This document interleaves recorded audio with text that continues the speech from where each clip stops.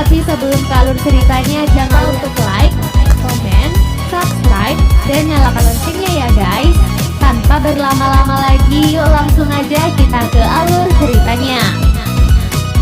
Part kedua ini dimulai dengan diperlihatkan Kai dan Uncle Six yang kini sudah saling mengetahui identitas masing-masing.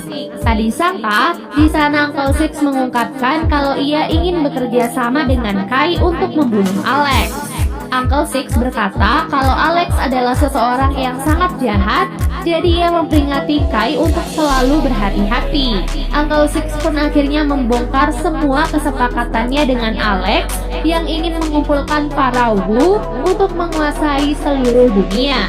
Untuk membuktikan kalau ia benar-benar berpihak pada Kai, Uncle Six pun memutuskan untuk membuang Wu api yang ada di dalam dirinya. Hal itu pun membuat Kai perlahan-lahan mulai percaya pada Uncle Six. Setelah itu Kai pun bertemu dengan Ying-Ying. Di sana Ying-Ying kecewa pada Kai karena ia tidak membunuh Wu api. Karena hal itulah Ying-Ying pun marah dan berkata kalau ia tidak akan mau membantu Kai lagi. Keesokan harinya ritual pembuangan Wu api dari tubuh Uncle Six akhirnya dimulai. Ritual itu dimulai dengan tetesan darah pada beberapa hewan beracun. Nah, semua itu nantinya akan dicampurkan dengan beberapa rempah yang kemudian akan diminum oleh Uncle Six. Setelah meminum ramuannya, tubuh Uncle Six pun mulai menunjukkan beberapa reaksi. Di sana Zan merasa sangat khawatir karena Uncle Six terlihat sangat kesakitan. Namun Kai meyakinkan semuanya dan berkata kalau itu adalah reaksi dari ramuan tersebut. Tak lama kemudian Uncle Six pun mengamuk dengan seluruh urat tubuhnya mulai terlihat. Dari mata dan hidungnya juga perlahan-lahan mulai mengeluarkan darah. Melihat hal itu, Zan pun menegaskan kalau Uncle Six tewas karena ritual itu. Ia bersumpah akan membunuh Kai untuk membayar semuanya. Sebenarnya saat itu Kai juga merasa bingung karena ritual itu tak berjalan sesuai ekspektasinya. Alhasil ia pun nekat melanjutkan ritual itu hanya berdasarkan instingnya sebagai seorang Wu assassin. Tak disangka Kai ternyata berhasil menyelesaikan ritual itu dan mengeluarkan Wu api dari dalam tubuh Uncle Six. Jadi saat ini Uncle Six sudah resmi tidak memiliki kekuatan apapun dan hanyalah manusia biasa. Keesokan harinya, setelah Uncle Six merasa lebih baik, Kai mengajaknya untuk pergi mencari Wu tanah. Namun sebelum itu, Kai menitipkan fragmen api kepada Shinji untuk diamankan sampai ia dan Uncle Six kembali. Di waktu yang sama, Zan ternyata pergi menemui Alex dan membongkar semua yang terjadi pada Uncle Six dan Kai, di mana kini mereka berdua telah bersatu untuk membunuh Alex. Tak disangka Zan tega mengkhianati Uncle Six karena ia menginginkan kekuasaan dari seseorang yang lebih kuat. Mengingat saat ini Uncle Six sudah tidak memiliki kekuatan apapun. Di sisi lain kita pun diperkenalkan pada Wu tanah yang bernama James di dalam sebuah tempat persembunyian. Ia tinggal di dalam gubuk tua yang berada di tengah hutan. James saat itu menyandra seorang wanita yang diduga sedang berkemah di sekitar tempat tinggalnya. James berkata kalau ia harus segera mewarisi fragmen tanahnya pada seseorang karena saat ini ia sedang sekarat. Oleh sebab itulah ia meminta wanita itu untuk menjawab beberapa pertanyaannya sebagai tes sederhana untuk mengetahui apakah wanita itu layak atau tidak menjadi penggantinya. Tak lama kemudian, James merasakan langkah seseorang yang berjalan ke arah rumahnya. Tak disangka orang itu adalah kekasih dari gadis yang ia culik, yang saat itu sedang mencari kekasihnya. James pun membukakan pintu pada lelaki itu dan berkata kalau ia tidak melihat siapapun. Lelaki itu tampak tidak percaya pada James dan memaksa masuk. Alhasil, James pun mempersilahkan lelaki itu masuk ke dalam rumahnya. Setelah selesai urusan dengan lelaki itu, James kembali menemui wanita sebelumnya. Wanita itu sangat ketakutan dan menolak menjadi Wu tanah. Alhasil, James pun terpaksa terpaksa melepaskan wanita itu dan mempersilahkannya untuk keluar. Dan saat wanita itu keluar dari rumahnya, James pun menyentuh tanah di sana yang otomatis langsung mengubah wanita itu menjadi batu.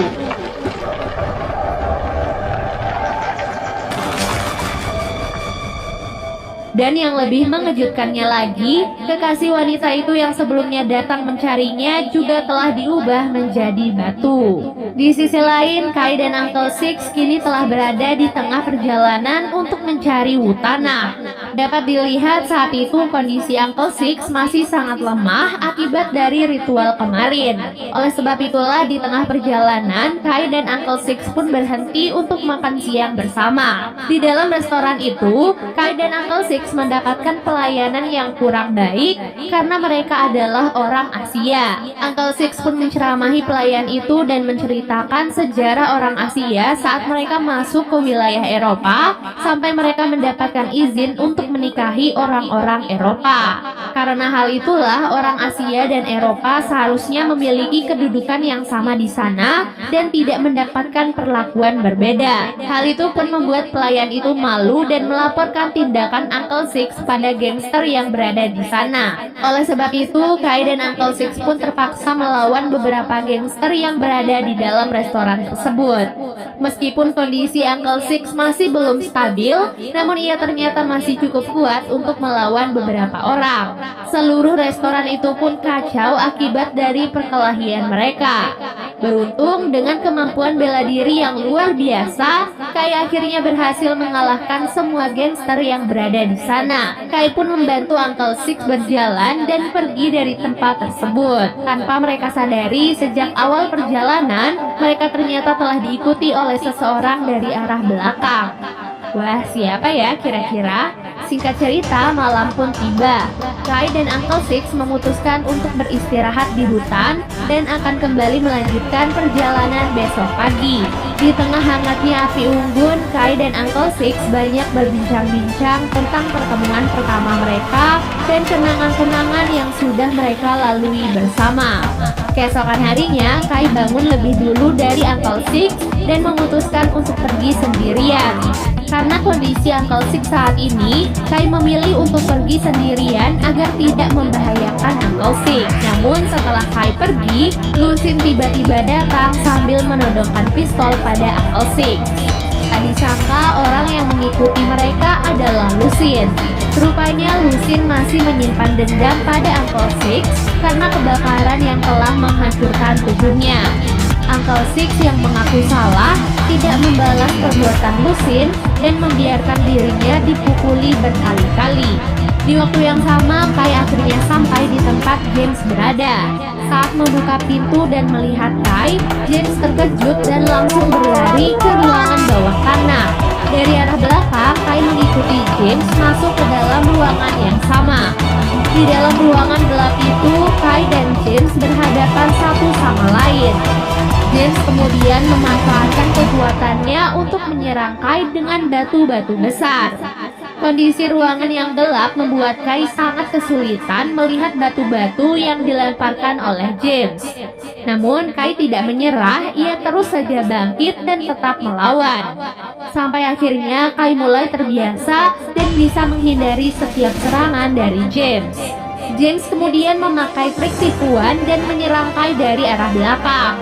Namun hal itu malah menguntungkan Kai sehingga ia berhasil membunuh James dengan satu serangan. Kai kemudian mengambil fragmen tanah dari tubuh James dan kembali ke tempat Uncle Six. Sesampai di tempat Uncle Six, Kai sangat terkejut melihat Lucien yang sudah berada di sana.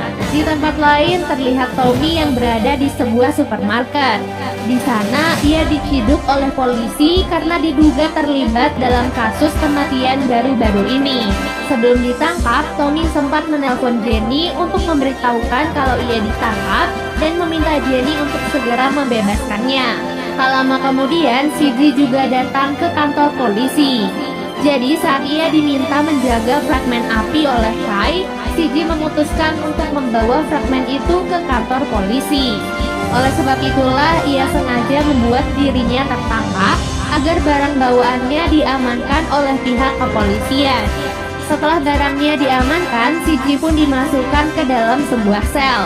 Lalu CJ mengatakan kepada seorang polisi untuk memberitahu Frank kalau ia telah ditangkap. Dan benar saja, Frank langsung menghampiri CJ. Di sini Frank tidak mengerti mengapa CJ membiarkan dirinya tertangkap. Sementara misinya sendiri tidak ada kemajuan sama sekali. Sebenarnya CJ ingin menceritakan semuanya pada Frank, namun tiba-tiba sesuatu yang aneh terjadi di kantor polisi. Tanpa diketahui, saat CJ bertemu dengan Kai sebelumnya, Zen ternyata memata-matai mereka dari kejauhan. Jadi ia pun langsung melaporkan hal itu pada Alex. Di tempat Alex sendiri sudah ada Wulogam yang sudah sepakat untuk bekerja sama dengan Alex. Kemudian Alex pun meminta Zan untuk merebut fragmen api dari tubuh CJ. Sementara Wulogam yang bisa berpindah-pindah jiwa merasuki tubuh seorang polisi dan berpura-pura sebagai polisi di sana. Di waktu yang bersamaan, Jenny juga tiba di kantor polisi bersama dengan seorang pengacara untuk membebaskan Tommy. Nah, saat mengetahui CJ ditangkap oleh polisi, Zen langsung melapor pada Alex dan pergi menyerang kantor polisi tersebut. Kemudian ia juga membuat kekacauan dengan menembak beberapa polisi yang berjaga di sana. Sementara Wulogam bertugas menghancurkan aliran listrik di kantor polisi agar situasi menjadi semakin kacau. Jenny yang berada di sana langsung menyelamatkan dirinya dengan bersembunyi di dalam sebuah ruangan. Frank yang awalnya berada di ruangan CJ terpaksa keluar untuk memeriksa keadaan. Di sana ia melihat begitu banyak polisi yang terluka akibat kekacauan di sana.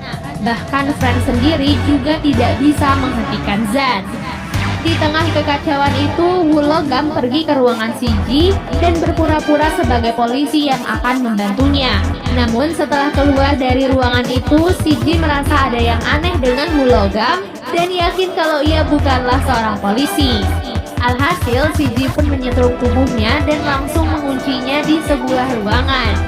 Setelah itu, CJ pergi ke tempat barang-barangnya. Namun ia dihentikan oleh Zen. Mereka pun terlibat perkelahian yang cukup sengit. Di tengah perkelahian itu, Jenny pun datang membantu CJ. Dengan kerjasama mereka, CJ dan Jenny pun akhirnya berhasil mengalahkan Zen.